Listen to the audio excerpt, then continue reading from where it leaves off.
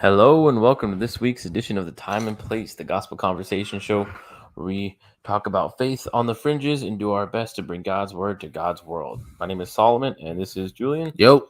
And today we're going to be talking about a bunch of stuff. So, what is going on in the world today? Dude, the world is the states. I should say the states are nuts. So this week, Oklahoma, the legislature passed a bill for a total ban on abortion in the state. What do you mean? What's total mean? Like zero abortion. Whoa. I think the only exception, and of course there's always exceptions, is life of the mother, which Right. that's their one always. So we need to talk about that because I've thought about that, and I don't know if I have a great answer compared to a lot of other stuff because, oh my God. Okay. And so life of the mother. So how I've heard this presented is if the mother's gonna die and baby, Probably isn't gonna make it either way. isn't gonna make it anyway, and then she will die if she gives birth. Right. So how I understand family hierarchy of everything is your wife over your kids. Okay. So burning Makes building, sense. where are you going? There's 2 bedrooms, Right. your kids in one, your wife's in the other. Where are you going? I honestly don't know. Really? Yeah, I really don't. Because I'll pick my wife every time. Your kids, wait till your kids get older. That decision becomes that's the thing. If he's 14, bro, you can get out. You can make it. If he's 4, yeah. So that's what that scenario is, right? That situation. Basically, yeah. The problem is, I think it's always an absolute 100% guaranteed the mother will die. And I don't know if we can ever make that call. Right. Especially modern medicine. That's shocking to me that's even an issue at this point. So I think about it this way too, though. I've heard it this way too. If your 18-year-old son was running at your wife with a knife, yeah, you shoot him? Right. Yeah. Okay, well, that's the same thing. If he's high off his mind, right, but that's say he for whatever reason, or if he's schizophrenic or things that he's not making a personal choice. He's not choosing himself necessarily to do this, but he is. He's a danger. He's a danger, an imminent danger, and he's charging your wife with a knife, out of his mind. Doesn't know really he's doing this. What do? You got a gun in your hand. Yeah, I guess you have to. Getting hard on time and place right away. But this is the time and place for hard questions. It's hard for me to fathom a situation where both lives are 100% guaranteed to end. Naturally. Either or, you mean, or both? No, both. If it's well, the baby's gonna die anyway, not really, and your wife's gonna die. Mortality rate, that's shocking to me. Hundreds of years is that? Well, yeah, for hundreds of years, but in 2022. Yeah, that's the problem. Is that that guarantee absolute? Right. She will die. You know what I mean? Yes. And I know what any mother would say.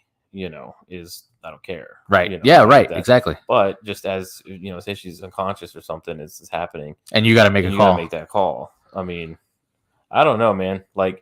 That's if my 18-year-old son is skitzed out or some sort of situation where he's not entirely in control of what he's doing. He's out of his mind on drugs or something, and he grabs a knife, starts to charge my wife. I'm gonna shoot him.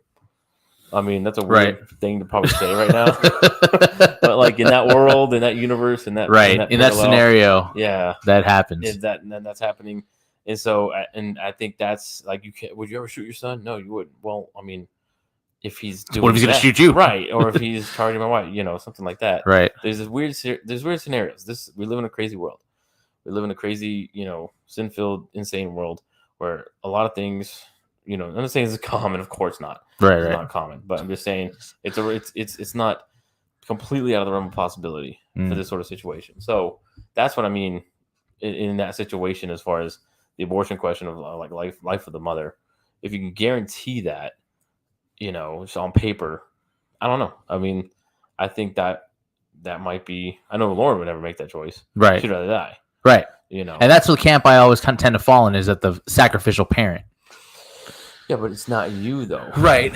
Right. So I would give my life for. But you wouldn't give your wife's life for for my your son kid. to be born Right. or something, But I wouldn't. Yeah, exactly. I don't know if I would trade my kid's life for my wife's life, and I think that's. I don't know. I always understood that to be kind of the hierarchy of like kind of lifeboat, like situation. Like spouse always is before children. I don't know. That's a tricky one to work through. You have to choose who to save, right? Or in that sort of situation or something. Because the key being you could have more children, I think is the moral reasoning there. I mean, sort of. If children are all generally the same, like if it's like, well, this one's as good as that one. Did you hear that Art of Manliness where they're talking about like transcendentalism and how before that there was it's a really good episode. Usually those get kind of like boring or something. This was really interesting because he was talking about how like before the transcendental movement, a lot of people didn't have there wasn't a lot of like individualism, right, and it was just you are what your parents did, like you do. Yes. You do what your dad did, right? Because that's what you learned to do. He's a blacksmith, you're a blacksmith, and that's just it. And he was saying how like, and that's like for everyone. There was no like, what are you gonna do? Follow your dreams, and my family owns a farm, so I'm a farmer. Yeah, exactly. Right. And so, but it was kind of nice. He said they're saying there was kind of a piece there because one of the biggest things that stress people out now is like, what am I gonna do with my life? Right. What am I supposed to do? What's my calling? What's my calling? What's my mission? What am I supposed to, What's my purpose? Yeah. And then, it's like, well, what'd your father do? It's like, you know what I mean? It's like, well, I don't want to do that. But just the freedom of having that choice, whatever. And what he was saying was that the individualism was like so small. And this is just the thinking back then, like I think even like shortly after Puritan times, like 1700s, 1800s, pre-industrial. Yeah, right. It was if you had a son named Michael and he died at like 2, and you had another son after him, you would name him Michael, and he would just be Michael now. That's what it was. They were so oh my god replaceable. Everybody was. That's what it was. It was just he died. That's crazy. He's Michael. And so you would literally just have the other name. And so it wasn't like a whole lot of specialness put on. That's kind of like Isn't crazy? That's kind of like the Torah, right? Like if you die, your brother has to marry your wife. That's the Bible, right? Right, yeah, exactly. Like, well, someone's got to marry her. Just that brother's as good as that brother. Yeah, that's crazy, man. That's hard to fathom that kind of thinking. What's the pastor's like? Well, what she goes through all 7 brothers, whatever. That's right. Who she married to at the resurrection? She went through everybody. That has to be a scenario that's happened. Like she went through all the whole family who's going to take her. His brother keep dying. I'd stop. Black Widow. I'd be like, this girl's cursed. Else can have her. Give her a cousin or something. Yeah. Oh man. Well, Oklahoma passed this because they were becoming the destination for Texans seeking abortion. So how was their restrictions before this? I'm assuming it was like earlier, but not quite Texas early, like 6 weeks and nothing. So people from here were going over there, like, well, if I can't get one here, I'll just go to Oklahoma. It's right there. Oklahoma's like, we're not going to be the abortion sanctuary for the Texas runaway. So now they are putting that. The governor just has to sign it. Yeah. And he said any abortion legislation that comes across his desk, he'll sign. So that's it. It's a total like gaslight and total like just not them saying the word abortion. They don't say it. Right. Yeah. So the politicians, it's healthcare, it's service, it's women's rights.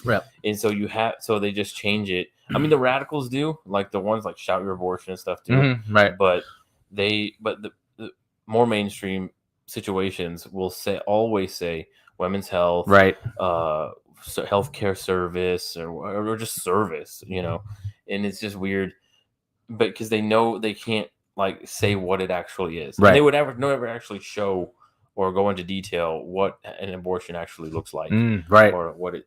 Well, have you seen the pictures that are coming out of that? Those 5 babies. Yeah, yeah. What was that? I saw headlines. I didn't really. Somebody went to a facility that wasn't supposed to be performing those kind of abortions that far in term. They went dumpster diving essentially, and they were like, "Look, here's proof. They've been doing those kind of abortions. Like they took the corpses, and brought them out as like an expose, basically. They just put them in the dumpster. Yeah, because they're medical waste. They're not, Put medical waste in a dumpster. Well, I guess there, especially if you don't want anybody to know what you're doing. Where Like, is ooh, that's a good question. I have to look it up because I don't have it off the top of my head. But Yeah, I heard it's I like saw a something full about that. baby, Yeah. like not even like not developed, like a full Yeah. baby with his head just crushed. Well, weren't partial birth abortions like through the 90s and stuff? Yeah. Like That was a big thing. And then they banned that. They banned Like, that. So is it like ups and downs, like kind of like get super crazy with it? And Yeah, then, like, basically. conservative, like gets crazy. I mean, that's how everything is, right? Yeah, I guess, but it's weird to see the laws open and close like that, like go up and down and stuff. Yeah, I partial mean, birth abortion. I mean, who's okay with partial birth abortion? you'd be You know what I mean? surprised. There's a lot of people. I mean, there was that means one. partial born. Yeah, like your head is out. Yes. Yes. You're delivering a baby. Well, there's the California bill. So this is why I'm saying the states, because one state is making a move and another one is doing another one. Yeah. California introduced a bill where they want to have at least a week. If your baby dies after birth within a week, the mother cannot be charged for the crime. A week after birth. A week after birth. So they're like, and it might have been two. Pro-life people are saying this is basically like infanticide legalized. And the rationale is that they don't want to prosecute somebody whose baby dies accidentally, say, just in the crib they die or they fall off of something high. Or Why would that happen anyway? right. But that's the question. So now it's like, well, apparently it did happen one time. So they were like, we got to cover all our bases. But now they're saying like, if it dies, we're not going to ask any questions. We're not going to assume. We're not going to accuse. It's So Casey Anthony, right. She would be fine. Oh my god, dude! You know how many like dead babies are gonna be? I mean, how many girls give birth at prom and throw it in the dumpster? Right. I mean, that's just gonna be illegal. And now if somebody finds it, they're like, well, we can't ask any questions. God, it's so insane. Oh man, but you know what? That's California, and I think that's what we're gonna keep seeing is a separation Yes. of states. Yes. It's not gonna. I don't think like people keep saying civil war or whatever. I don't No. think that's gonna. I don't think We're just gonna fight. break. Yeah. We're just gonna separate. Yeah. We're just gonna be I don't even think two countries, maybe two countries, but more like we just don't go there. Are we? I'm trying to think of like the shape of the country and how that shakes out. You know what I mean? It's kind of the coast in the middle. Like Yeah, the it's gonna coasts look are there. weird. Yeah. But like the two separate coasts are gonna be One unified. Yeah. That's weird, and it's just like the middle is gonna be. Well, except for Florida. Florida's going to be the wild on the coastline. They're having a special legislative session to discuss many things, but one of them constitutional carry. Yeah, Meaning if you're an American, you get a gun. No questions asked. We're not going to do background checks. We're not going to make you take classes. We're not going to train you. It's your constitutional right to have a gun. Guaranteed. Are they gonna treat this like healthcare where they give you? No, they're not going to give you one, but if you go to buy one, there's no like, That's well, what we I'm got saying. to, Like healthcare's a right. That means you give me one. You give me. you give me a gun. Like for the gun. Well, the Constitution says the right to keep and bear, not the right to receive arms. So Oh, hey, I mean, you got to go get your own splitting gun. hairs here. A right's a right. Where's my gun? Yeah, well, apparently we're a constitutional carry state. No one's giving me a Give gun. one at the border. At the border when you register to vote, you're Go up. handed a gun. Yeah, they're gonna have one if from Mexico. Well, probably have one. And here's why it's crazy too. If they pass it, they'll be the 25th state. So it's literally 50-50 constitutional carry, non-constitutional carry. And how's that patchwork done? That's probably like so weird, like open and It's kind of in the middle. And in some places too, like in California, it's by like county, yeah. depending what they do. And New York, same kind of idea. I forget who was it. I think it was like Dennis Prager said something. Or it might have been Glenn Beck. He's kind of a weirdo. Mormon. Yeah, but he had a good point. He was saying he's talking about secession, and he's like, no, not us. They'll secede. Right. He's like, I think California will demand secession, and New York will demand secession before like Texas and Florida because we like America. They hate America. I don't know if I agree with that they because hate America. they do, but they also have an obsession with remaking America in their own image. Right. So that's why, but by seceding, because doing something else. No, because they don't want to remake America. They hate America. Right, but they don't want to heal and progress America. They want something different. Right. They want to burn it down. Yes. And build something different. That's the Marxist way. But everybody has to do that. That's the rule. Like you can't have. But if you come to a brick wall though, and you can't make Texas or Oklahoma or any of these middle states accept those things. But like, there's got to be a point of like, all right, then fine, we're out. Like, I don't think so because I mean, look what they want to do to What can they places. do? Well, it depends. If they're in charge of commerce or like companies, they just like cut your access to stuff. Like in Russia, MasterCard and American Express just pull out. Like you can't use MasterCard, can't use Visa. Pull out.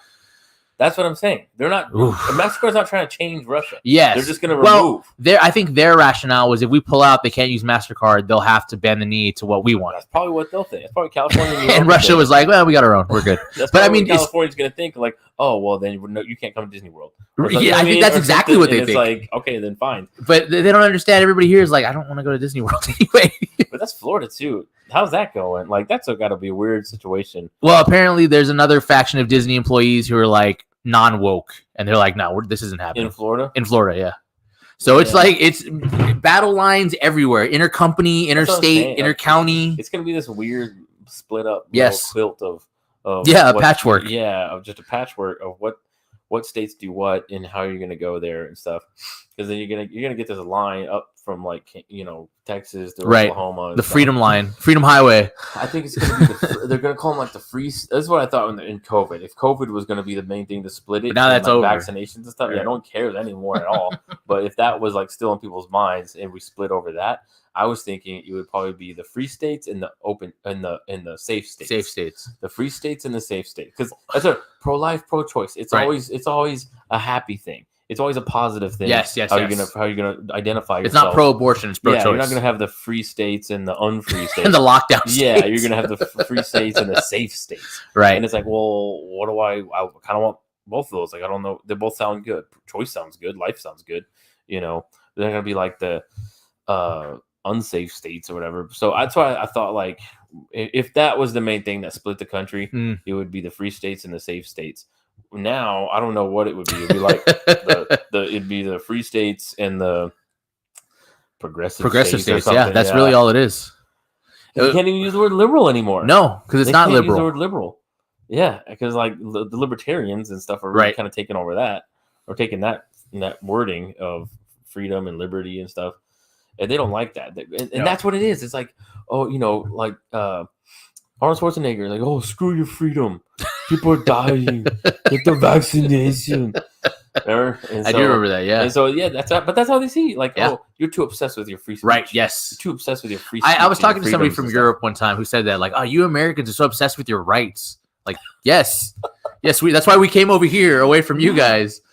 It's just a weird thing, man. But I think it is that transcendental thing of, like, individual. And we're not going to just be all the same or do something because we're told to do it or we have to do it. Right.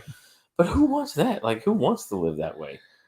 That's just so weird, man. Like, I don't know. But I mean, that was even like, that was a Puritan attitude. Like, we're going over there because you guys are wrong about religion. Like, we're not going to worship this way. We're going to do our own thing. Yeah. That's the American thing. Yep. Everybody all the freedom people from Europe are gone because they came over here. They became American. There's the gene left Europe and it came over here. They just left that over there. Yeah. Well, the other thing that's happening also, which this is crazy, if it goes down, I don't know how they're going to handle this. Governor Abbott is sending buses down to the border, and he's busing all the illegals that they're letting through to D.C. This is something that's been threatened, I think, forever, for a long time, and suggested by a lot of people. And now it's happening. It finally happened. He dispatched them. They're going. Man, that is pretty crazy.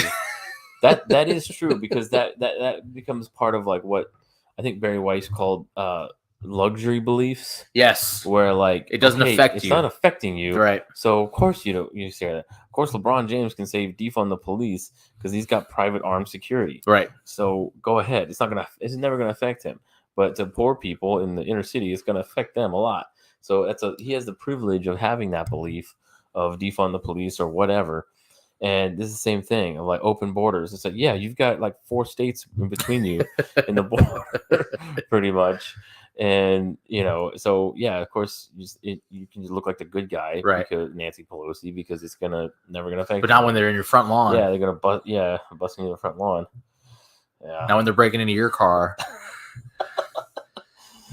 Did you see that Seth Rogen telling somebody? I forget who, but a young writer in LA was complaining that their car had been broken into and somebody stole their laptop for like the 4th time. And they're like, I can't deal with this. Seth Rogen was like, that's part of living in LA. You just got to deal with your car getting broken into. What? But again, he doesn't. Yeah, he doesn't. Yeah. He doesn't. Some poor writer, some kid who moved here bright-eyed. Yeah. If you're going, it's not even a choice of like to get over it. I can't. I can't. There's nothing I can you do. Stole my job. I can't stole my car. I can't make money to get be here. get a new laptop. It's not even a choice. Yeah. It's getting crazy, man. Yeah. Wilson was prophetic again. His vision of the future. But I don't know. And the other thing that I thought was really cool is Hollywood continues to crumble as Jada Pinkett Smith broke her silence on the issue and threw Will right under the bus. I didn't ask him to do that. I didn't need any man to defend me. Oh, she went there? She went there, dude. She went there? Oh, I mean, you knew she went full, strong, independent woman. Yeah. So it's a lose-lose. Yeah. She didn't like that. I knew she didn't like that. I knew she would not be the kind to appreciate something like that. And that's true. Yeah. That's not surprising at all. And now Will's out of the academy. They took his Oscar. Yeah, they banned him for 10 years. Banned him for 10 years. I mean... And she's probably at somebody else's house. What's his move now? What can you do? Get divorced? If he hasn't at this point, he's never going to. That's true. If you don't divorce your wife when she cheats on you publicly and talks about it, it doesn't, and it says no remorse. It calls it good, right? And zero expects you to call it good. And then you're not going to. Yeah, that's weird. What if she does? Why don't she just divorce him? She hates him so much. I'm sure. Oh, I don't know. Actually, I want to say I'm sure they had some kind of prenuptial agreement. Maybe like Will's still the money, but he probably makes more money than she does. Oh, he makes a ton more money than she does. That's what I'm saying. Like if she leaves, what's she gonna do? She don't get the money. Nobody wants to see her. Nobody wants to talk to her. Yeah. She ain't getting no movie roles. What's she gonna do? That's true. Man, well, what are you gonna do? Poor Will Smith. Poor Will Smith. I don't know. I mean. I feel bad in the sense that, like, I'm watching a man be destroyed in public. His life is falling apart. So is he just a fraud? He's got to be a complete fraud. This whole image he puts in his movies of wholesome, family man. I think he's trying to live up to that. But the problem is he lives in Hollywood. Yes, exactly. And so he can't. He wants to be the other thing. It'd be cool with all these weird rules. Right. And so, yeah. So you think he, wants to be the roles he plays? I'm sure he does. He's expressing what he really. That's probably why he's so good, because that's what he. Really that's what he's craving. Yeah, that's what he wants. I mean, I've heard him talk about his dad before and tell stories about his dad standing up to gangbangers that came to their house to mess with him and stuff like that. Like his dad was a man, like a real man. Yeah, and I'm sure that's what he wants to be, but he's stuck in Hollywood. I just play one in the movie. Yeah. Play your real dad. I mean, that's literally what Richard Williams did in the movie. Right. He stood up for his daughters against the gangbangers. Oh man. He wants to be Uncle Phil, but he can't. No, he can't. Nope. They won't allow it. Yeah, they won't allow it. That's really what it is. They don't want that. If you want to play in Hollywood, you can't be that. It's so weird, man. I think about this with how the idea of progress. Mm-hmm. It's progressive, mm-hmm. right? And so it's there's no end to that. You're just going to progress off the edge. Yes. And so, but they don't think so. And I think the reason they don't think so is because they believe in evolution. Yes. I think they believe that we can change what we are. That's where the root of all this comes from, is we can change what humans are. And and I'm actually reading Origin of the Species right now. Okay. And it's very interesting with that of you just give it enough time. Right. And one thing will change in over adaptations and natural selection. Certain ways will die off. And it's really funny. It's really ironic that they think this way, because that's kind of the Christian conservative plan, is to breed as much as possible. Let those ideas stand. Right. And the ones who don't, I mean, if we're talking about from a pure evolutionary aspect of this, conservatives and Christians win. Right. Because the other side doesn't have kids. And they're aborting their kids. Right. So they have, let's just, I don't think this is actually the case, but let's just say an evolutionist is looking at humanity right now and applying the same sort of things to it. So the theory of evolution is, with through natural selection, is one of the offspring, all the offspring are competing for life. Right. Is how he frames it. Is they're all we're competing for life, the struggle for life. So a certain animal or certain species or a person or whatever has 10 kids. What's the likelihood that they're all going to stay alive? Like not great. Not great. There's going to be Nature. 2 that die, Right. or something. So then it's like, well, what reasons did they die? Mm-hmm. And then whatever reasons the ones who lived, and you can say this against take a sample of 1 million different people or offspring. The ones who lived will get to breed. The ones who died didn't get to breed. Right. So their genetics live on. Right. Whatever those genetics are that allowed them to live. Say he was born taller, or say they were born with sharper claws or something. Right. And so there's some sort of little adaptation about them that help them survive and live. Say it's even just like antibodies or something or whatever. Just your genetics are stronger. And so the other one got sick in the winter and died. The other one didn't. So he gets to breed. And so he gets to live on. Right. And so then that's it. That's natural selection. Just times that by 1 million or whatever. And then you have those stronger genes live on. Survival of the fittest. That's what it is. The ones who weren't fit died. Their grandparents died in the winter. The ones that were, their grandparents didn't die in the winter. That's what it comes down to. So if looking at this, you would say that progressives and leftists in this sort of radical woke mindset has some sort of genetic defect. That causes them to kill their own offspring. Yes. Some sort of mind virus that they all kind of get. Right. That are telling them it's good to kill their children. Yes. Don't destroy the family. All these things. There is no right and wrong. You can do whatever you want. You can shape your own reality. All these things that they talk about with the wokeness. Right. Is some sort of genetic deficiency, and they're killing themselves off, and they will not survive. Right. So, I mean, if Darwin's right with a lot of this stuff, which I think on a small scale, you see that in nature. Yes. Hey, I mean, that's reason to be optimistic. And it's ironic because it's coming from their side of the camp of like the evolutionist naturalist worldview says, hey, dummy, don't kill your own children. Because then your ideas aren't going to last. Your ideas and your worldview are not going to last. But you know what? They were able to hide their ideas in schools. Well, and unless they're entertaining and teaching your kids. Yes, that's the thing. Trick. They want Disney because they don't have kids. They don't want kids, but they want to teach your kids because they know that's how I just aborted 5 of my kids. Right. So I'm gonna. That's how they multiply your kids. Yes. Unless we.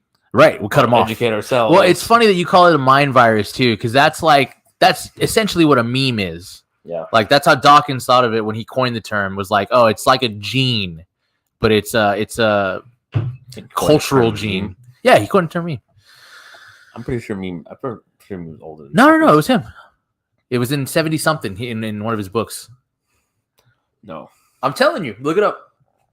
I'll look it up right now. We're doing this live. Pull it up, Jamie. On air. Pull that shit up, Jamie. I could have swore I saw C.S. Lewis talk about a meme. Yeah. Wow. I wouldn't be shocked, but the term meme was introduced in 1976 by British evolutionary biologist Richard Dawkins. He conceived of memes as cultural parallel to biological genes and considered them as being in control of their own reproduction. What is that from? That is from Encyclopedia Britannica. Keep reading. I'll look up C.S. Lewis meme. I could have swore I saw something or somebody talking about it that was older, like from the 40s or 50s. That's the first introduced. Maybe he popularized it, and that's what they mean by introduced. But he's the one that has it here. He didn't invent that word. He came up with a word. He put 2 words together. Yeah, he took from the Greek mimia and the word gene and meme. Huh. Yeah, I would challenge. I'd like to. This is Encyclopedia Britannica. You're challenging the entire nation. I'd like to do some other research. The entire heritage of the British people. I could have swore I read some other older books in the 40s, 50s that had the word meme in it. And thinking like, oh wow, that means something different today. We'll come back next week. I thought it was like gay, whereas like, well, it used to mean something different. Used to be, yeah. You know what I mean? And like the word evolved over time. His meme is like, yeah, the pictures and like whatever. Right. But no, that's weird. Well, even 70s is pretty old. It's pretty old, right? 76. pre-internet, because I didn't know about memes until the internet. That's where I think of memes becoming a thing. But no, exactly. Huh. But yeah, that's the mind virus incubates inside of entertainment and universities and schools and public sectors, and then it infects people who go through those places. Well, you know what's a meme is that that picture of like the monkey going up to be a man. Yes, yeah, the whole thing. That is a meme. Because that's not evolution. No, it's not. But I mean, like that's what you have in our head, right? Is like, well, and people even say it. They'll see a chimp or something like, "Oh, we used to be that." Yeah. No, you didn't. The evolution, you had a common ancestor, right? You weren't that. You're right. You weren't. That's not how it works. It's not your. It's not the chimp is not your grandfather. It's your cousin. Right. And that's how it is. It's a little better. And so, but I think the reason why is because it's harder to prove these missing links. Yes, to some ancient ancestors that we know very little about. It's literally impossible to prove because it's never happened. Right. And yeah, the proof isn't there. The fossil record is a complete joke to it. But you can see a chimp, right, smoke a cigar and ride a bicycle, right? You know what Act I mean? human, like, if you will. See, that's where we came from.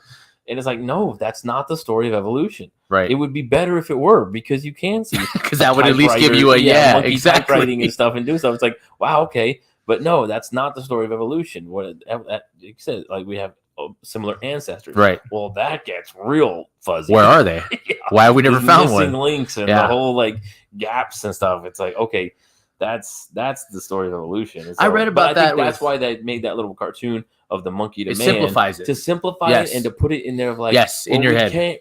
No one wants to do that the tree of life thing, you know. But we'll do that because that's just a quick, easy way to. That's simple. Yeah, and so then it just becomes evolution. That's what it is. And there's a repackage it. An hour-long video, and it's really interesting about how President Trump used memes to win the election. Like "Make America Great Again" was a great meme, and that's why it stuck. Or "Build That Wall" was a great meme, and that's why it stuck. Dude, that's all marketing. Yes, and who knows marketing better than Trump? You gotta have that tagline, that slogan. Well, they pointed out. I mean, Obama had that too. Yes, hope and change. That was his big thing. And yes, we can. Yes, we can. You know, I remember living in New Mexico. Everybody was, "Si se puede." Yes. Oh my god! And that picture, the Shepherd Ferry, yes, that red and blue. But again, Shepherd Ferry was a street art guy, so he understood that quick image, get your attention. He did the obey. That's where. Dude, I watched the Tony Hawk thing. I haven't seen it yet. I gotta watch it. No, I haven't watched it yet. Dude, spoil it. It's okay. It's fine. You were right about Stacy Peralta being the most influential. Dude, I'm telling you. He talking about advertising and marketing and that whole thing. Yes, he really, because you look like all the advertising, a lot of marketing, even like quote unquote edgy, offbeat, you know, kind of out there independent stuff was still not. It wasn't good. It wasn't like that. You know what I mean? It was like Mad TV. Yes, it was like that kind of Mad magazine stuff. Right. It's like irreverent, goofy, or like National Lampoon. That was the like offbeat, you know, subversive, countercultural parody kind of thing of that. And you look back at it now, and it's like, man, that's dumb. Yeah, like, that's not, a lot of that Lampoon. Why did Mad make it? Why did man? You know, a lot of that was just really corny. Yes, and just like, okay, this is the pages you would fold and it would turn to a different picture. And like I don't know, just like a lot of those things were just very. If you look at some of those, like cracked and it's just very corny. But that was the counterculture underground, right? Even like Crumb stuff. It's either like way too weird and like druggy or something, and just you don't get it, or it's just weird. But I think that was the sort of. It was never really an advertising. It was transgressive. It wasn't. But it wasn't an advertising, and it wasn't like really trying to do it. But I mean, there was a thing in the Tony Hawk documentary where Stacy Peralta is watching TV, and it was like watching some cheesy guy like, this is a skateboard, you know, and he's like trying to sell it, and he's like, that's not a skate, and he like smashes the TV with a sledgehammer and pulls out. Yes, I've seen that one. Yes, and he's like, this is a skate. I was like, oh, dude, that's cool. Awesome. Like that, and it shows the product. Right. And like, I think you're right about that. Of all that, because that's where you get like Jackass and a lot of those. Yes. Thrasher magazine and all stuff of just, you know. But then like other people take that, like Nike and Nintendo. Yes, and because stuff. those people who were executives were watching that stuff when they were kids. Yes. And that's what sticks with you. Through the 90s and early 2000s. Yeah. No one, I think now they do because of all the documentaries, but no one picks up on that the Jackass guys come from Big Brother, and Big Brother is a skate magazine. Yeah. That doesn't happen without skateboarding. Right. Yeah, and that doesn't happen without Stacy Peralta. And that shapes MTV for decades, and then everybody takes that, and that's reality TVs coming out of there. Because what really created that sort of transgressive, subversive advertising that, other than like skateboarding being that rebellious kind of thing? I mean, I guess you had like the hippies and stuff before. Yeah, but they were anti-commerce and Right. Yeah, like skateboard culture. Even the hippie stuff, I think about like the Coke commercial. I'd like to buy the world. Yeah. Like that's not edgy. It's just kind of it's cornball.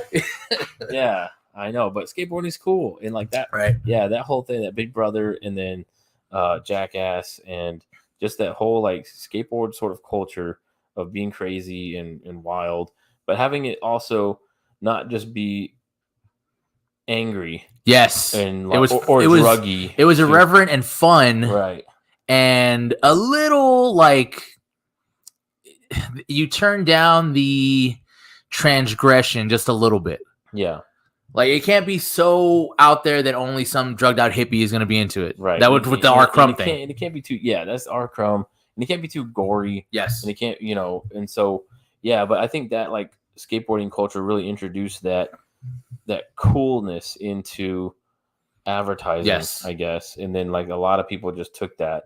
It brought it into mainstream sports with Nike and stuff. Right. And then yeah, man, that'd be interesting to like follow that track from Stacy Peralta and the Bones Brigade in those videos and into stuff. everything else. To everything else. Yeah. That's really cool. That's like Spike Jonze coming out of that, doing movies and stuff after doing all the skate videos with Big Brother and the other videos that they were doing. Yeah. I forget who was talking on that Tony Hawk documentary, but he was saying that he said, I fell in love with skateboarding because of two people for two different reasons. He said, Lance Mountain showed me how fun skateboarding could be. It was like for the fun of skateboarding, and then Tony Hawk for the technique of skateboarding, like the technical side of it and stuff. And so it would really make sense with the like first Bones Brigade with Tony Hawk and Lance Mountain, Lance being kind of like on the advertising, and they kind of followed him through the storyline or whatever. And then Tony Hawk being like the skater, show. Like the real. That's interesting. And it's crazy how techie he was, because we saw him in the 90s when he was older doing ramp stuff. Dad Tony Hawk. Tony Hawk. But seeing like the 80s stuff where he's doing these really like finger flips midair and all this craziness. Yeah. And they're saying that and a lot of it was born out of necessity, because I guess before, when the people were skating pools and stuff, they would reach down and grab the board and pull it up, but he wasn't strong enough to do that, and so he would ollie off the top, and so he would pop it up and you get a little bit more air, a little extra, and they were like, that's cheating. He's like, what do you mean? Like, he's just getting how are you cheating? It's just a technique. Like, there's no rules to this, it's just whatever. But it was funny to see how he was like, he was an outsider in life, that's why he started skateboarding and stuff. And then, like, the skaters, he didn't like him because he was, like, squeaky clean and, just real weird with his finger flips and all these things. And so he's like, I'm an outsider here. I'm an outsider skateboard. But then he's the most famous one. Yeah, like, all of the other guys that were the man, like Christian Hosoi, or even, like, Alva, who was, like, a 4-foot. Like, nobody remembers. Tony Hawk had a game. Yeah. He was good to go. He was the poster boy. Yeah, he was. But I think he was that squeaky clean kind of. Oh, yeah, because he was safe. Yeah. Yeah, that's funny. That goes a long way. Yeah.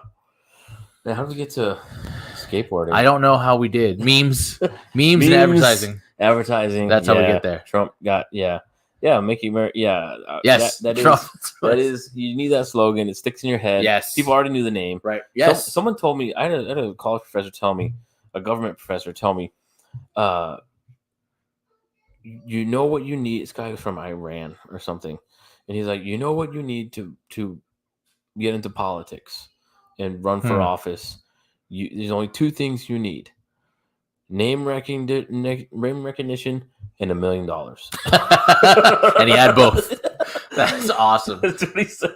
This was like in 2014, 2013 when I was in school. Yeah, he said you only need two things: name recognition and $1 million. Like, wow. Someone pointed out too how like he had the perfect name for it because Trump is also a verb, and it means to like outfox your competition. Yeah. So it's like, everything about he was crafted for this PR generation of presidency. Yeah. And they talk about how, everything he did was strategic.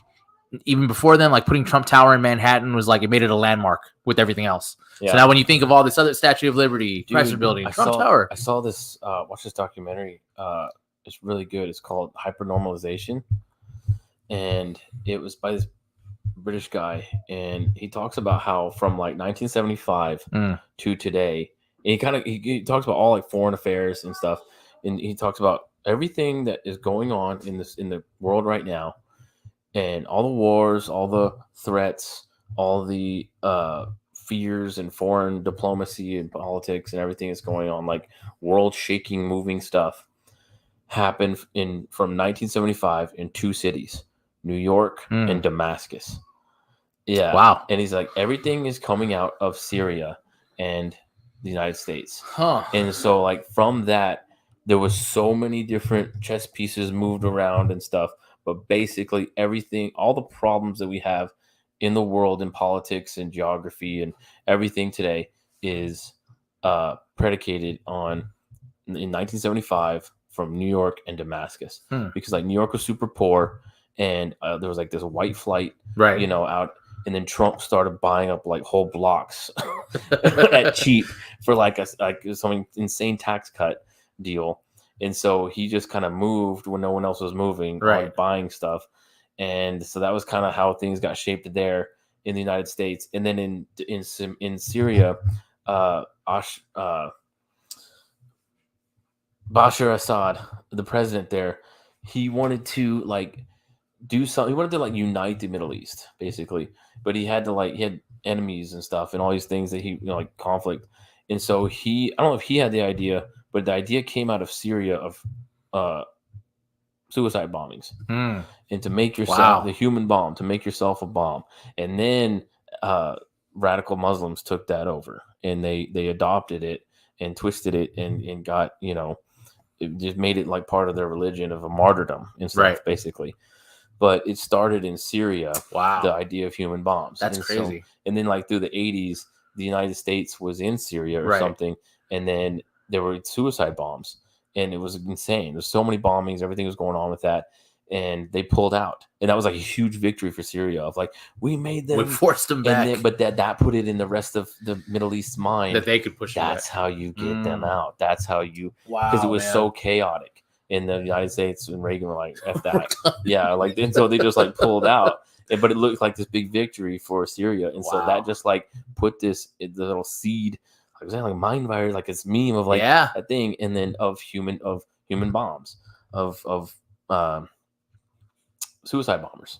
And so that's where that whole Hezbollah started doing it, and all these different things. It's really interesting, dude. It's really cool. It's called Hypernormalization. What's that on? I saw it on YouTube. Okay, I'll look that up. Dude, that's it's crazy. It's 3 hours. I'll watch it. I know. I watch longer videos about stupider things. It was pretty interesting. But it was weird, too, because Syria was backed by Russia, or they right. later, and then they had allies and stuff, with Iran and stuff, too, I think. But then Libya didn't, with Muammar Gaddafi. And so there was some bombing in, Vienna or something, where U.S. citizens died.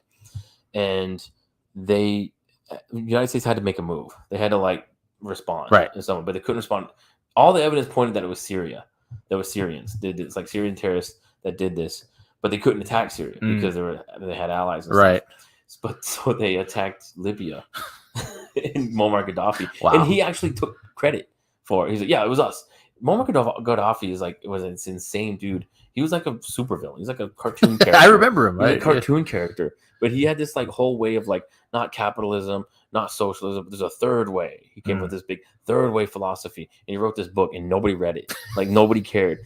And so he was so pissed off that nobody cared about He was Hitler. Everybody hated his art. So yeah, he was so pissed off that no one was taking him seriously as a world player. And so when this happened, and the United States started blaming him for these bombings or whatever, he took credit. He's yeah, finally, I count. We're strong. Yeah. Oh my god, that's amazing. And then we just bombed the crap out of Libya. Oh my god, destroyed them. But yeah, he's just this weird maniacal character. weird guy. But he was a tyrant. I mean, Right. But he just wasn't our tyrant. Right. So that was the big like in this documentary, kind of like it's pretty liberal. It's not like leftist crazy, Right. but it is pretty like not conservative, whatever, as far as politics and stuff. And he kind of craps on the United States for doing that. Mhm. Like, but this guy was still a tyrant. Right. He was still a dictator who like killed people and stuff. So, and they're kind of making him out to be this total victim that we just villainized, Right. or something. And it's like, no. He was a patsy. That's what. But he was a bad guy. Well, that's everybody over there, right? Yeah. Like that's. I know. It's just he wasn't our villain. We made him our villain because we had to make a move. It's like Superman beating up the Joker. And then we like allied with him later on in something to. And we turned on him again later. Yeah. I love Rogan talking about anytime he talks about that, just getting a knife. Oh yeah. Oh my That god. was crazy, dude. Man, it's so weird how things can crumble like that. You Yeah. see someone who is untouchable. Like think about Putin.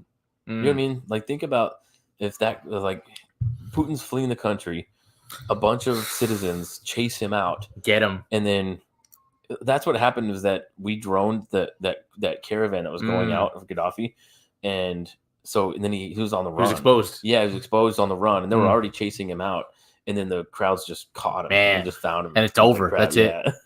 Took his golden guns and It's golden guns. throw a knife up his butt. That's the way, you don't want to go that way, Utility knife.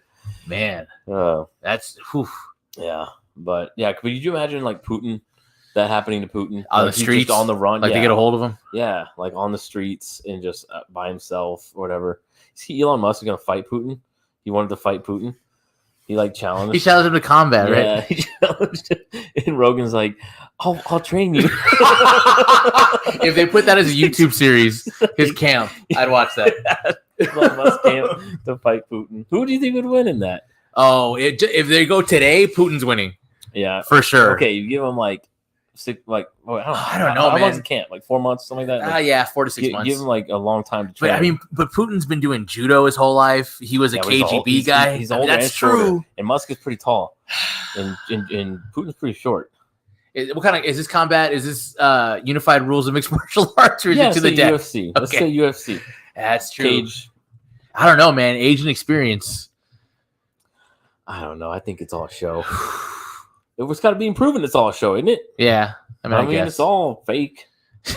Everything's fake. He's probably not even a real black belt. you're probably right. I mean, but who's gonna tap Putin, right? If you get Elon Musk. if you get the Friday night at the Argentine. if you get the armbar, you let him get out because you're not gonna Yeah. He moves. You're like, oh, fake it. you're not getting shot in the back of the head over an Yeah. armbar. You think that's how like professional wrestling got started? The dictators trying No, you know. You know why it got started? Because when it was real, when it was like actual wrestling matches, they were taking like 3 hours. And they're like, this is garbage. And also, if the guy. Why would it take that long? Because they were both like real legitimate Why don't you wrestlers. time it and just be like, Yeah, okay, you would think, whoever's- right? But then you would get too many draws. That's the problem. And then the other thing was that if the guy. You don't get draws if you're like MMA fighting. No. Well, yeah, but you couldn't punch. It was wrestling. It was submission wrestling. That was the Well, thing. wrestling's not wrestling like that. Yeah. Like Not anymore. WWE's not like that. No. They're smacking chairs. Yeah. Get chairs involved. That's They lasted 3 hours. Well, you couldn't do a chair back then. Oh, you should have. The other thing was that changed that rule. they figured out like, oh, sometimes the guy who wins is boring. Like he can't give a good interview and people don't care about him. So we need to pick the guy that's going to win, who's going to be the people's person, the people's champion. Yeah. I see. I think you can still get that though with like real fighting. Like, why does that have to be fake? Because you can't control it. Then it's a real sport. Yes, but you can't control that. That's the problem. Unless you're like, the NBA and you gimmick it a little bit and you know what I mean? Yeah, like that's what happens with the UFC a lot. They put their eggs in one basket and then that guy gets knocked out and there like was someone like who made it a show. MMA? No. The WWE and stuff.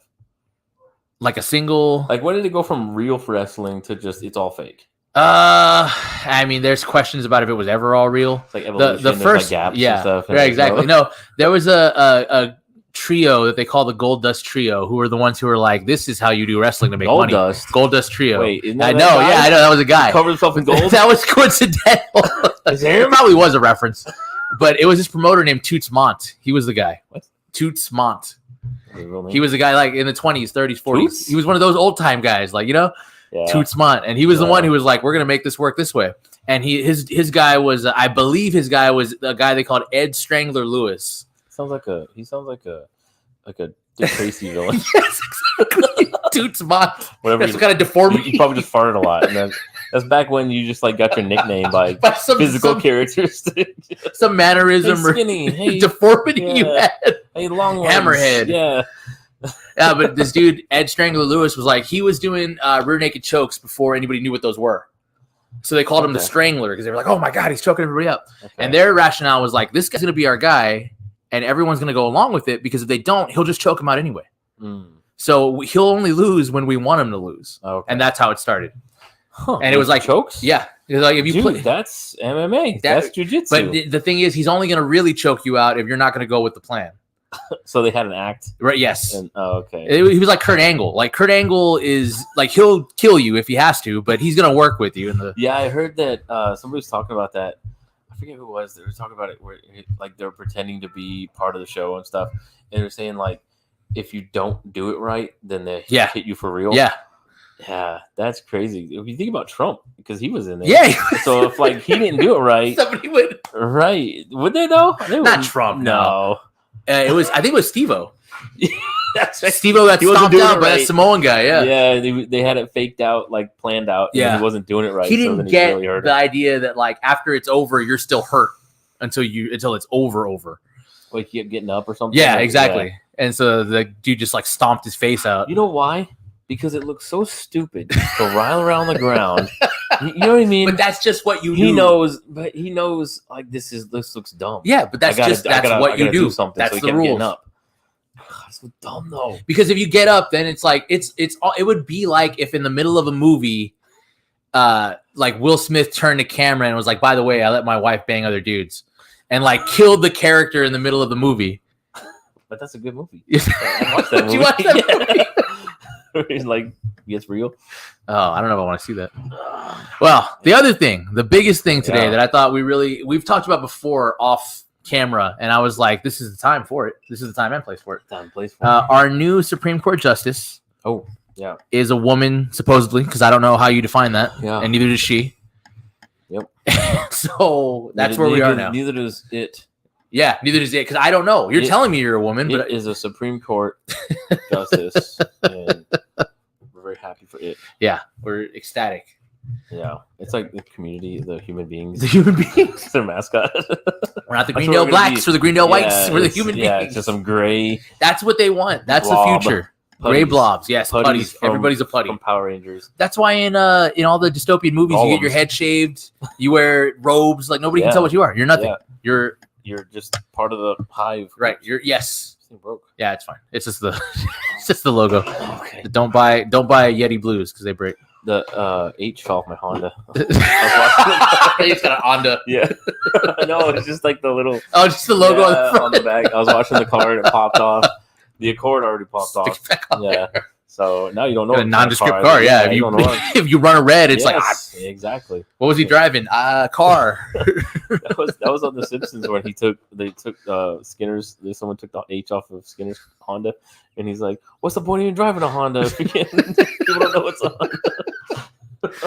Oh my god! But we talked about this before off podcast because of the Ketanji Brown Jackson. Boy, he didn't have to see a picture, did he? To know he was hiring a black woman. Well, the first name, right? Ketanji Brown Jackson. He probably had a list of names, and he just went down the list and was like, first you got to find someone with two last names because that means they're progressive. Really? Yeah. Because you get the hyphenated name. That's the progressive thing. So she kept her maiden name? Right, she kept her maiden name. Wait, so is she Mary Jackson? That's a good question. Maybe it's the middle one? Is there order? Brown? I would assume Brown is yours, right? Is she married? Yeah, she is married, yes. Because she talked about that. Is her husband Brown or Jackson? I would assume it's Jackson. That's the Supreme Court justice. Yeah. Jackson Brown? Yeah. Oh, man. So, she doesn't know how to define what she is, but she's also, this is what I thought was super interesting. She's made this one of her defining characteristics. Yeah. Like she is a black woman. That's how you gotta pin it because everyone does. All progressives, all these leftist woke people, that they do. They're a champion for women's rights. Yes. And so that's how you need to frame it. You set the little trap of, are you a champion for women's rights? And they say, Of course. and they say yes. And then you say, what's a woman?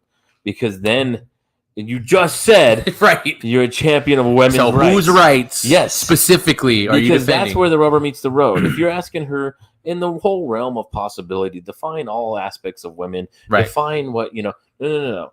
You just said you are a champion of women's rights. You believe in women's rights. Yes. You promote women's rights. You're meaning something by that.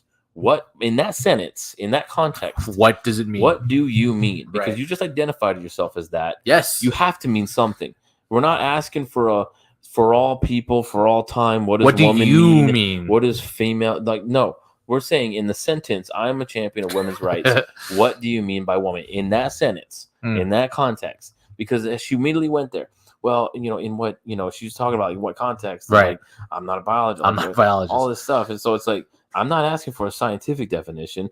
I'm asking for the definition and in the explanation in the context of that sentence. That's how it should have been framed.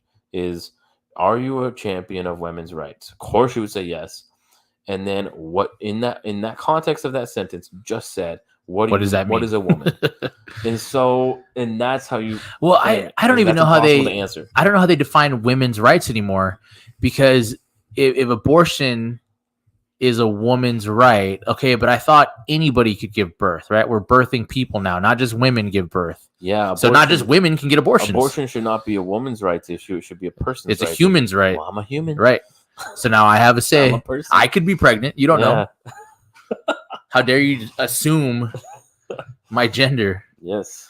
So I mean that was one of the, we got into, we talked for like an hour about this one time. I don't know where it came from, but I think you saw the Rogan interview where the guy was like, not all men, not all women, right? Like, I don't remember his name. What's his name? But it was on, because they were getting into it, and he was saying like, yeah, you take The Rock and Andy Dick, right? There's such a wide variance that it's impossible to say, this is what a man is, right? Yeah, I mean, so that shook me up, because he was coming at it from the context of race being a spectrum, and how race is a social construct. Yes, he was saying, right. And he was saying, like, look, you've got all different shades, all different kinds, all different, sort of races of humans, Asians, blacks, Mexicans, everything. And even in that, like, and in between, what Asian are you talking about? Yeah, exactly. Few and far between. You've got super pale and pasty, and you've got, yeah, I mean, there's a whole, and then you have like half black, half Mexican, right? Half, Dominican, or what I mean? Like, what's a Dominican? Like, what's we're technically the same race. Yeah, we both have Mexican parents, right? But look at the two of us. Yeah. Who would say that? Yeah, exactly. And so, like, you've got a spectrum here, and so that's what he was saying about gender. He was taking that idea of race. God, I wish I remember his name. I'll think of it. And he was taking the in the context of race and putting it as as a spectrum. And then he was saying the same thing for male and female. Not all men are The Rock. Not all men are Pee Wee Herman. Right. And not all women are, Xena Warrior Princess, and not all women are, Princess Diana, or whatever. Right. So it's like, you got this range here, like all different kinds. And he was saying it's the same thing. We attribute meaning to it. We put on these social constructs of race, and the same with gender. The guy's name was Thaddeus Russell. Thaddeus Russell. It was Russell. It was Russell. Thaddeus Russell. Yeah. And so I was really thinking about that, man, because I was trying to think of it in how you define how do we know there are two genders. And I was thinking the XX, XY, right? Penis and vagina, right? Ovaries, and prostate, like, right? All these different aspects of things, and that's what everybody goes to. Right. Even the conservative Christians and stuff go to, because they're obvious, right? They're usually visible. Right? But then and then I was talking with you. I was like, well, we do have women who can't bear children. Yes. Men who can't impregnate women. Right. Men who, so it's like, if my biggest thing was, these are the defining characteristics of the genders of male and female. that there's no difference between gender and sex. Right. And that's the conservative Christian sort of like context for that. So a defining characteristic of male is you have a penis. If you are in some sort of accident, like a lot of people are, a lot of soldiers and a lot of people are in sort of accidents where they lose their genitals. Right. And so if that's going to be, or a woman who can't bear children, someone who just can't, and they have the problems, that's very common. And so if a defining characteristic of a woman is to be able to bear children, and you can't, then they must, in some measurable way, be less woman. Right. And if you're a man and you lose your penis in some sort of accident, you must, in some way, be less of a man. If these are the defining characteristics, and I was just like doing the math of that in my head, I was like, but we wouldn't say that. Right. No, conservative Christians would not say a woman who can't bear children is any less of a woman. Right. Yes. But why? It wouldn't be logic. It would be logically inconsistent. At the same time, to use that as a defining characteristic of what makes you a woman. If it's just the material, right, and that material's not there, right, then why is it the same thing? And then so that woman would have to, in some even slight degree, be less of a woman. Right. And people feel that way. And, they do. And there's reasons for that. And it's like, okay, but we still wouldn't say that. But not saying that would be logically inconsistent.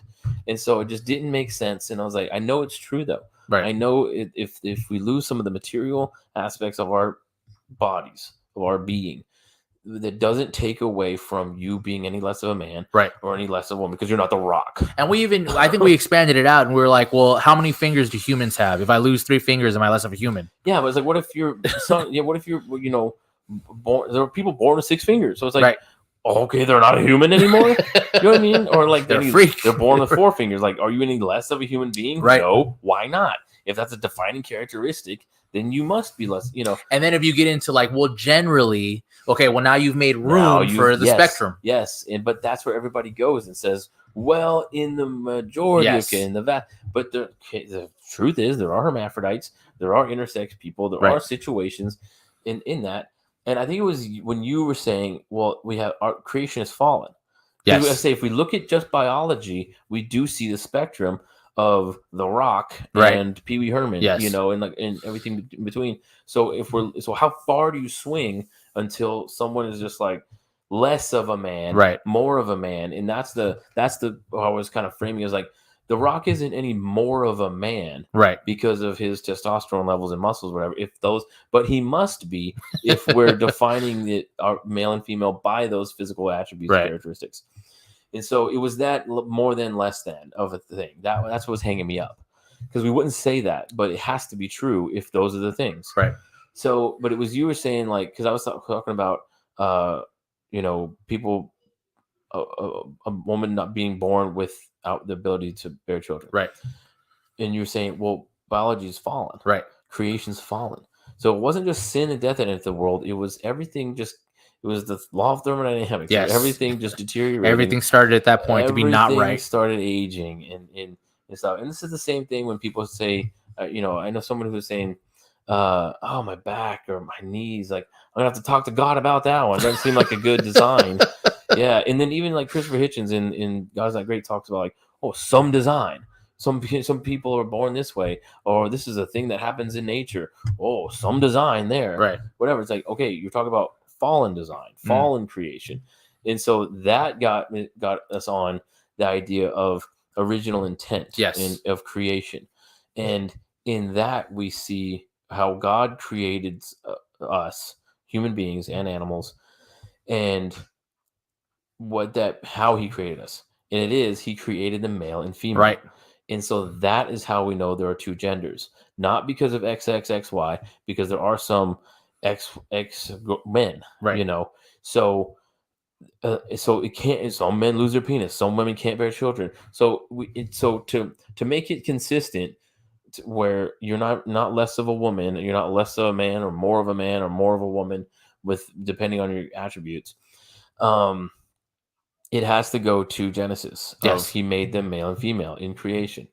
And so that is why we know there are 2 genders. And that has to be the first thing we say as Christians is we know that there are 2 genders for certain, because God created them male and female. Yes.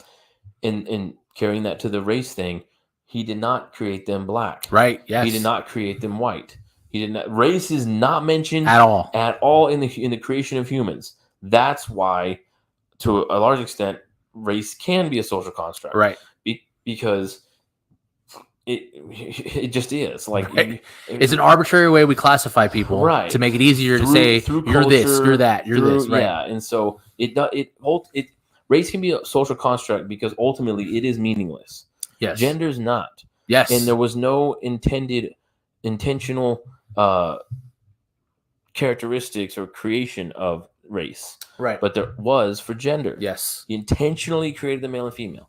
That's why it matters. That's why there's two genders, and that's why it is the way it is. Fallen creation, there's a spectrum of what that means and how that shakes out, and even to the point of intersex and hermaphrodite sort of thing, because we live in a fallen world, a fallen creation, and biology is just not going to be perfect on in a vast many ways of what imperfect looks like, and we're going to see that. But there was an intention in creation. God created the male and female. That's how we know there's two genders. And I think we see like Jesus starts to undo that when he's here, when he starts to heal. Like he starts to take away the effects of sin, not just taking our sin ultimately and taking away the effect of guilt, but he also starts to undo some of the damage that happened around it on earth. Yeah, to redeem it. Yeah, right. Exactly. He's making all things new. Right. And it really, I was thinking about this today, and it kind of sheds some light on like the God issue, because it's always what's one of the big progressive things, like, well, God's not a man. God's not a man. And it's like, yes, that's correct. God is a spirit. God is not a physical human being. He's not a man, which you get to the point where God, I'm not a man that I should lie, that kind of thing, right? Yeah. He's not a man, but he is a husband. He is a king. He is a father. So there's something non-material, something non-genetic, something non-human about maleness. There's like a quality to it that doesn't have to do with your flesh. Right. And it's the headship thing too.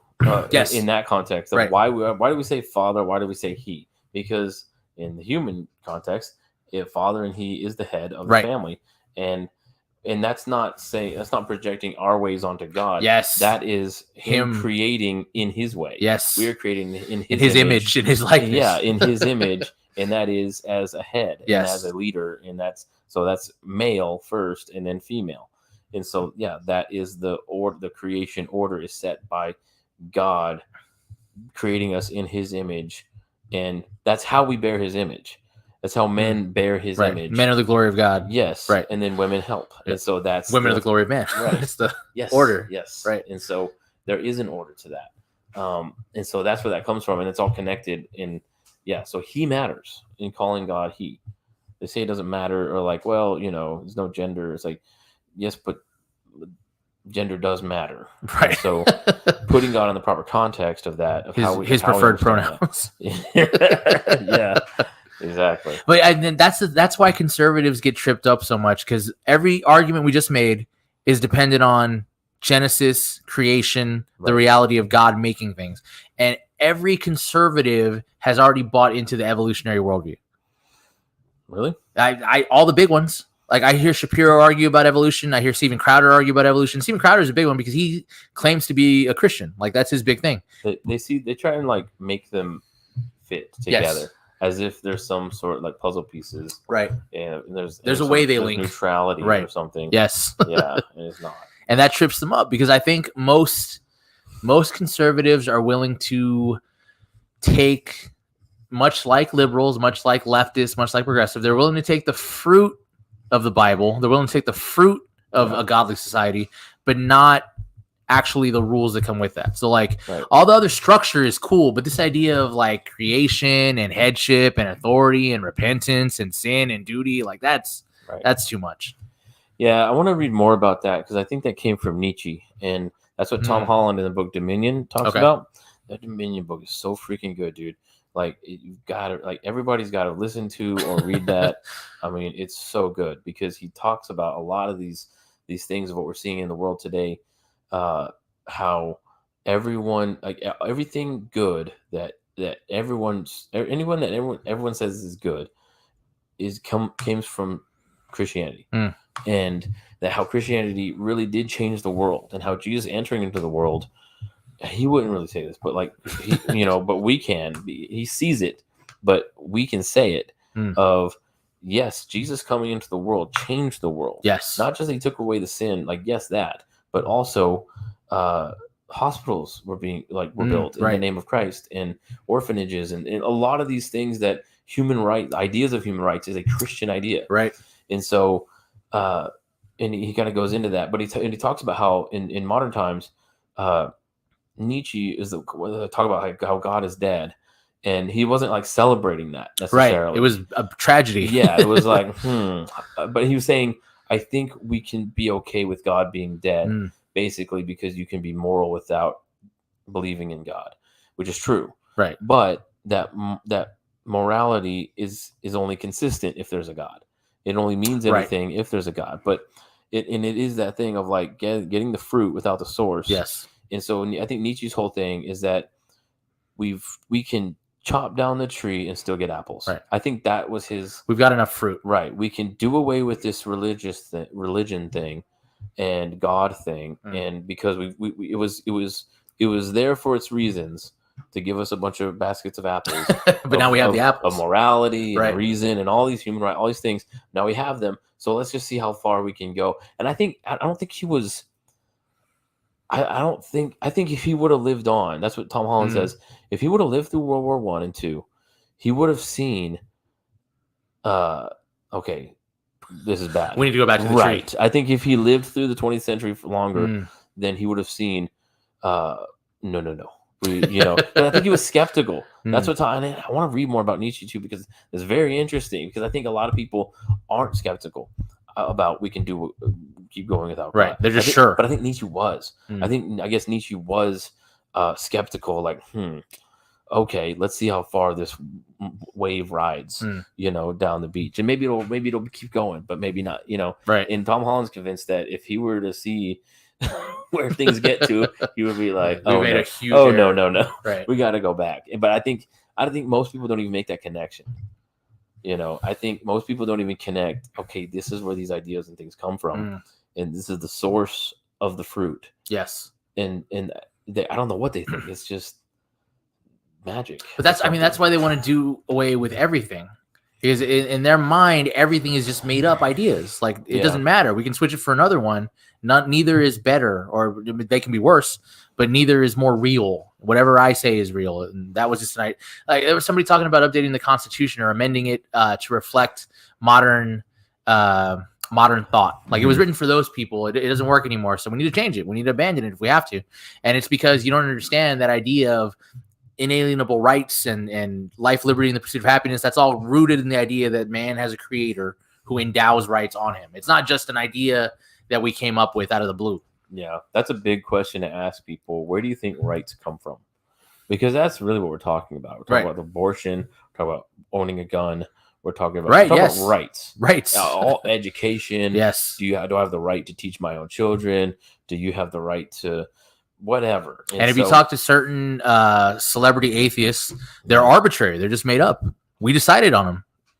So they're, and that's the scary part. And that's where it really comes down to, in a political sense, in a cultural sense, is do rights just exist by being a human and they ought to be protected, right? Or are they made up and given out? Yes. And I think they think they're made up and given out. That's exactly what they think. I asked my cousin one time. She came from law school. She was just graduated law school. Oh boy! And I was like, "What do they teach about where rights come from?"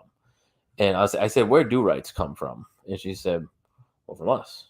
Like, we just make them up." And I was like, "That's very scary because rights that are made up and given out can be taken away." Yes, because the people who made them up and gave them out aren't here anymore. Yeah, they're gone. They're dead. Now we got new people. And so and those people have a problem with some of those rights that those other ones made up. Right. And so it's like, that's really scary, because if it's just something that exists, we would say created by God. Right. And God given inalienable rights. Right. Given, then that can't, there should be observed, recognized, and protected. Right.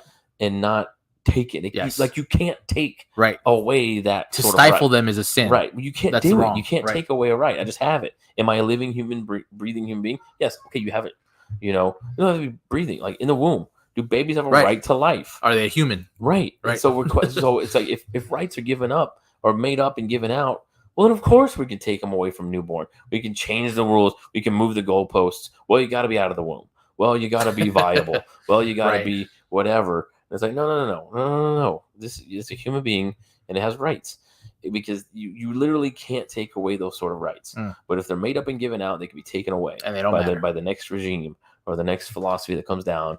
And that is where it gets really scary because that's the big question we need to ask, and we need to I think it needs to be more on the forefront of people's mind and the culture and people who talk about this stuff is where do rights come from? Because that'll ultimately determine everything. You're getting back to foundations, and I don't know if the Conservative Party has any meaningful foundations for anything either. Right. That's the problem. We know the other party doesn't have meaningful foundations, but I think now we're starting to see that neither does the Conservative Party. Yeah, they really don't have any meaningful. It's just tradition. They're Catholic, and it's tradition. This is how we've always done it. And we see the Catholics how they change the rules and things change because you can, because tradition and magisterium, and that's how it is. Yeah, that's crazy, man. There's nothing solid set in place. Yes, and so of course it's gonna change. So I mean, revival, I guess, repentance. Do Christians need to? Can they get back into the Conservative Party? They just need to abandon it and be like, you know what? No, we're Christians. Let's forget that. We're our own thing. We're not. So, did you see that video of Toby Sumter when he was critiquing that Jeremy's Razors thing? Yes, Daily Wire yes, put I out? did. Yes, that was really good. Yes, because he really pinpointed that because we as Christians in this world have either in the political landscape, in the cultural landscape, we have either allies or co-agitators. Yes. And we have, so it's allies or co-agitators and in the Daily Wire and Jordan Peterson and any conservative, anybody, right, pick one, even like Joe Rogan stuff, I would say are co-agitators. Yes. But they're not allies. Yes. Not even Ben Shapiro, not even Matt Walsh, right, not even these Christian people. The only ally I would say in the public speaking realm like that is probably Allie Beth Stuckey. Yeah, because she's actually the only one who brings everything back to a biblical standard, right.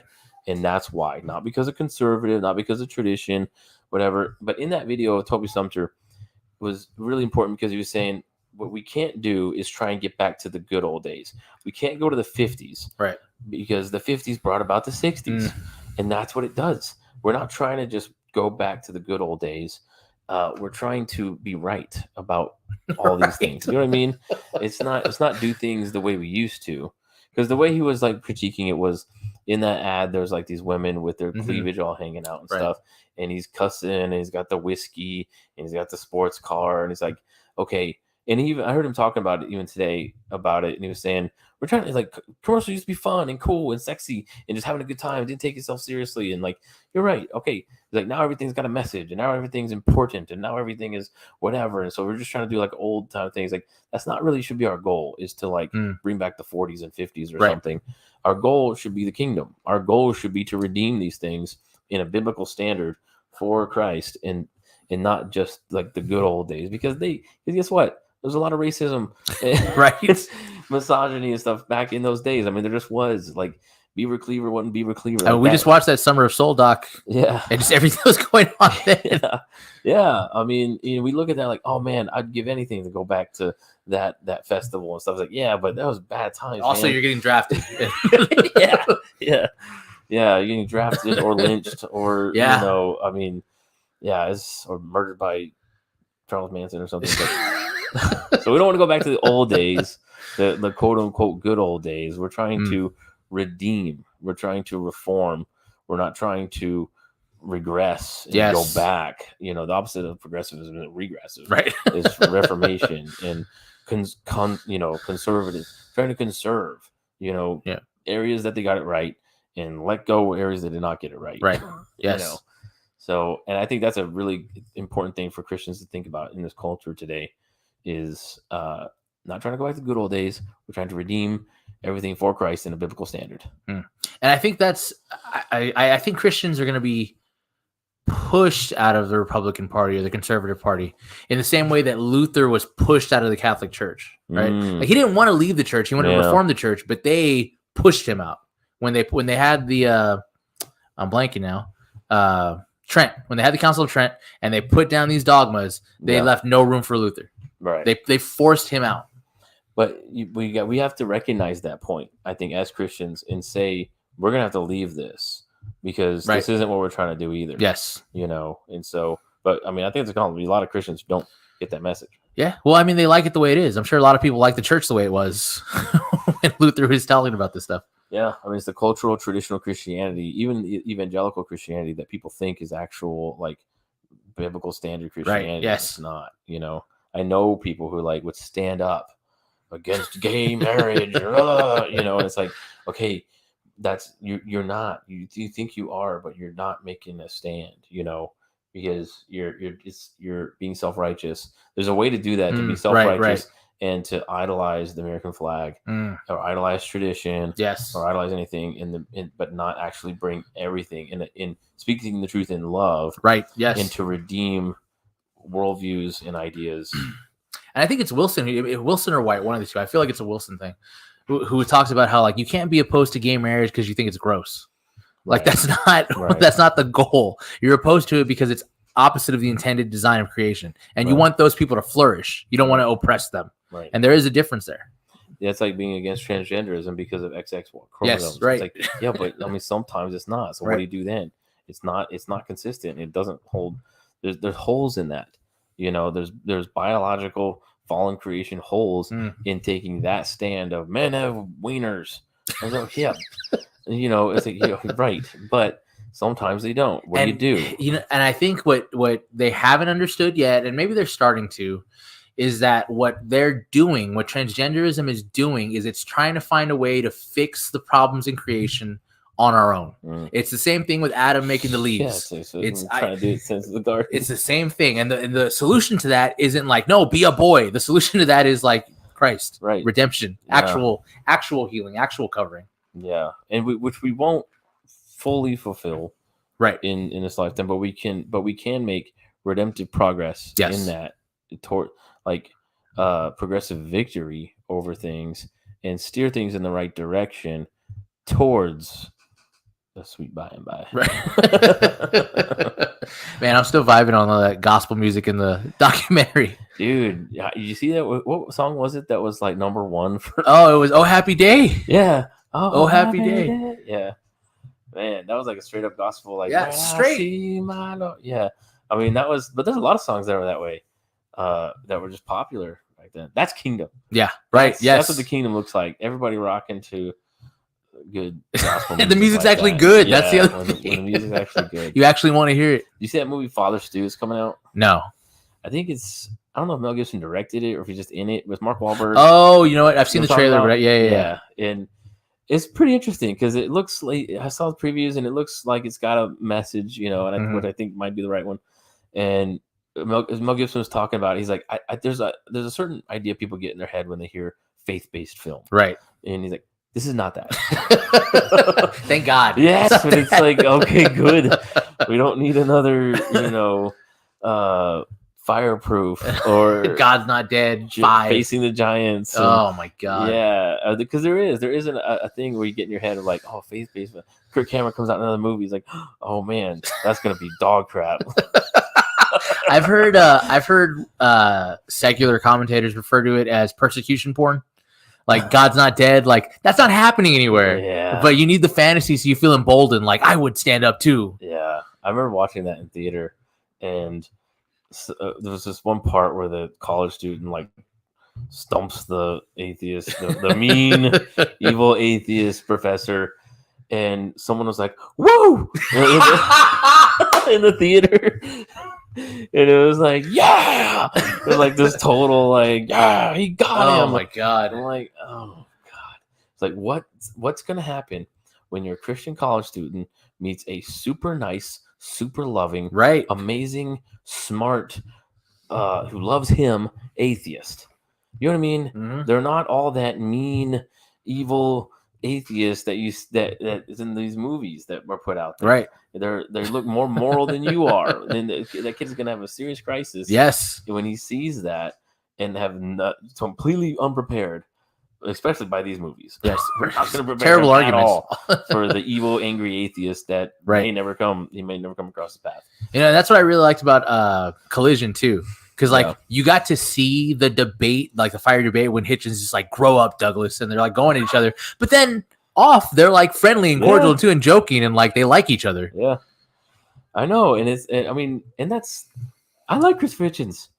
I mean, He's smart, he's clever, he's funny. I don't think he's that smart, but I like him. I think he's a Maybe it's the writer. accent it throws me. I'm like, a oh, he's very decent smart. writer. He's very clever. I think he's Clever. That's what it He's is. clever. He's clever. He's quick. He's funny. He's funny. I mean, he's fine. Like it's great. And he had glimpses of honesty, like his pro-life stance. Like he got it, and he was able to be Sam honest about it. Harris. I find Sam Harris boring. I do. I do find it a little boring. But I mean, I'm just saying, like what happens when you meet the nice, smart atheist, and it's like, oh, okay, maybe they have a point. Maybe Right. I don't know. But if that's your standard of just like their character and how nice they are to people, or whatever, that's not going to hold up. But yeah, this is a faith-based. But this Father Stu movie, I think, is like rated R, and so I was like, all right, that might, Maybe we'll do a review. yeah, Check it out. That'd be interesting to See how it comes out. But I think the best Christian movie that came out this year or last year was I think it's called Unforgivable or The Unforgivable or something on Netflix with Sandra Bullock. I've heard of that. Yeah. Did not see it though. That is the best Christian movie, and it's not even a Christian movie. It's they did not intend for this to be a gospel message, but it totally is. It was from Netflix, so it couldn't have been. Right. And it's rated R, and it's pretty gnarly and stuff a little bit, but man, like just the themes and the allegory of stuff, like she's a carpenter and she's looking for her little sister because of this crime that she did in the past. Like it's a really, really great movie. And I think it's more Christian than any of these other Christian movies that came out. Yeah, check that out. Yeah. Cool. Well, until next time, we covered a lot, kind of shotgun and blast topics, but I think they're all happening right now. That's the problem. Like, how do you focus in? It's just boom, boom, boom. I know. Well, we're here for it. Until next time, this is the time and the place. We'll see you guys. All right.